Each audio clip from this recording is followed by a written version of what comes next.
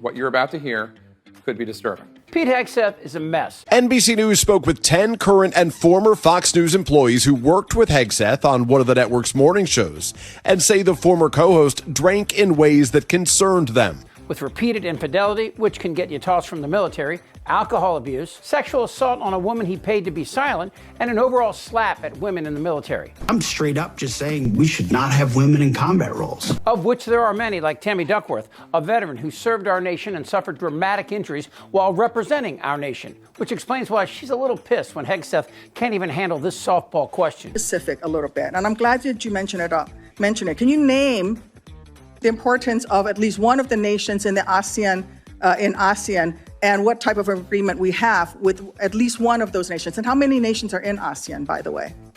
I couldn't tell you the exact amount of nations in that, but I know we have allies in South Korea and Japan and in AUKUS with Australia, trying to work on submarines with them. Mr. Hegseth, none of those countries are in ASEAN. Across. None of those 3 countries that you've mentioned are in ASEAN. I suggest you do a little homework before you prepare for these types of negotiations. Listen.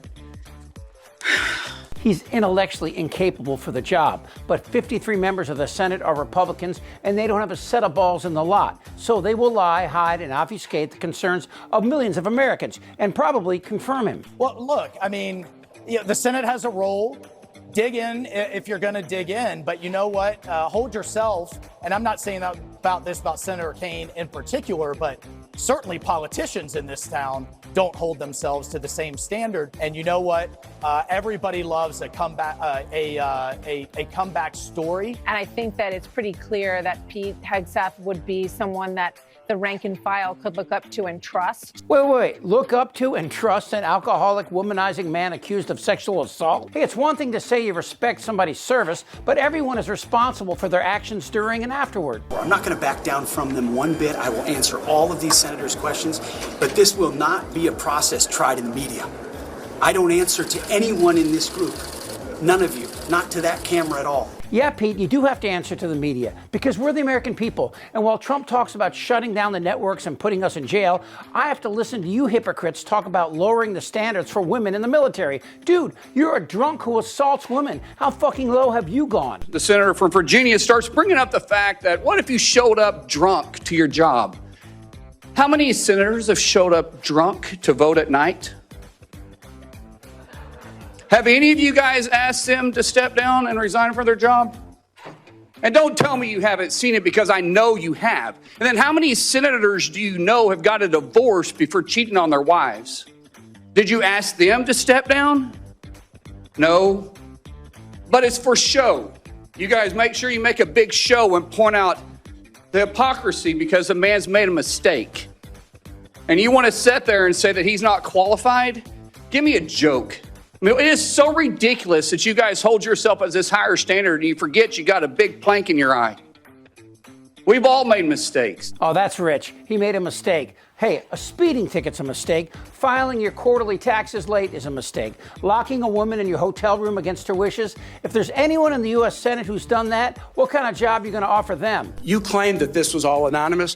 We have seen records with names attached to all of these, including the name of your own mother. Penelope Hegseth wrote, on behalf of all the women, and I know it's many, you have abused in some way, I say get some help and take an honest look at yourself. Look, there's a lot of reasons why I love this country. And as troubled as it is right now, I'm drawn to the vulnerable and those in need. That's what America used to be, right?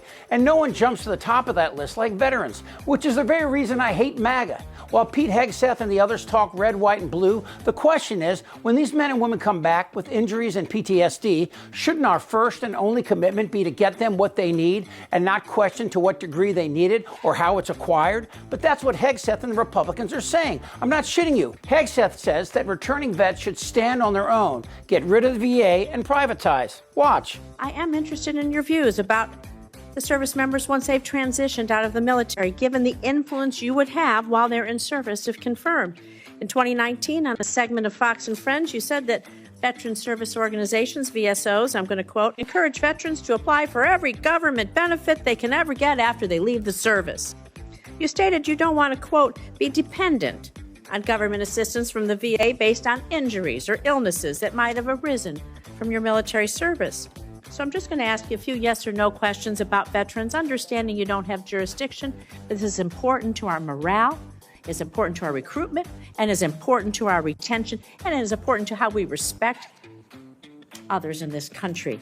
So yes or no, please. Do you believe that VSOs are wrong to support veterans in obtaining the benefits that they have rightfully earned and deserved when they signed that line like you did for your service? Senator, yes or veterans no, please. deserve the benefits they've earned. I have been in many battles with traditional veteran service organizations over differences of opinion about how to deliver those services, yes or including no? Veterans Do you believe Choice, VSOs are wrong? Which is VSOs is a very broad term. We were a VSO also, ma'am. But some of those services took a traditionally should they be able to help approach.